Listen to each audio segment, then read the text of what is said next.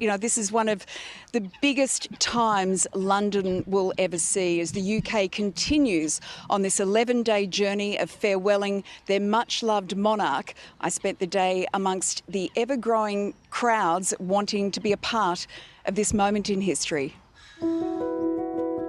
Mum, it was an honour to call you our Queen and an even bigger honour to serve you as a police officer, the greatest monarch of any time, anywhere. Rest in peace. From Constable Holmes. Well, for days now, tens of thousands of people have been making their way through the gates here at Green Park on their way to Buckingham Palace. People of every generation wanting to mark this moment in time. Many of them leaving flowers, although I am told getting a bunch of flowers in London here at the moment is very difficult. But everyone wanting to pay their respects to a monarch they will deeply miss. Is this an emotional moment for you? Yeah, definitely. I think just to not have her as our constant anymore, she's our boss. And we are all very emotional, and we were when we heard the news. She lived an incredible life. How many prime ministers, how many presidents. What an amazing woman. Will you miss this queen? Yes, probably. Why is that? Because she was a really good queen, and I really couldn't believe that she was on the phone like when she was 27 or something. As an Aussie in London, what's it like to be part of all of this for the last few days? Emotional, actually. And it's just nice to see everyone feel the same. I love it. It's a really nice feeling. It's human. What do you think of King Charles? I think he will be a good king like the Queen. Charles has huge shoes to fill. Do you think he's up to it? Yes, I think he's a good man. I think he's going to be good for the job. How do you think Charles will go as your new king? The greatest king, Why is that? because he's the Queen's son. Do you remember the Queen? Yes. What do you remember about her? I remember her dogs. Yes.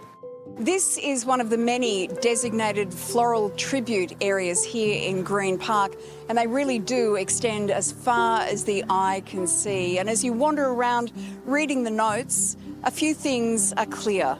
The messages are heartfelt, the scent is overwhelming, and the people and the flowers just keep on coming. How would you sum up the mood right now? It's very quiet here, it's very respectful, it's very tearful and sad, but also commemoration of her fantastic life. Well, UK correspondent Lucy McDonald joins me now. Lucy, have you ever seen London this busy?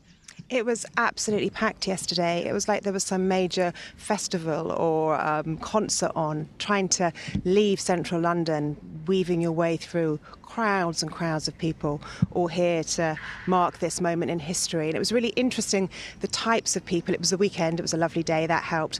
Lots of very young children, their parents wanting them to witness this historic moment. I wanted to bring my own teens down, and then I found out it was a 2-hour wait to see the flowers. So actually we're going to come later this evening. Hopefully everyone's back to work today. Later at night it might be a bit easier, but we're stood not far from the flowers and they are extraordinary. And yesterday I had a friend who went there and started taking the cellophane off the flowers, which is what the palace is encouraging people to do. It sounds bizarre, but they want to compost all the flowers and then use them on some of the Queen's favourite parks and favourite sites around London.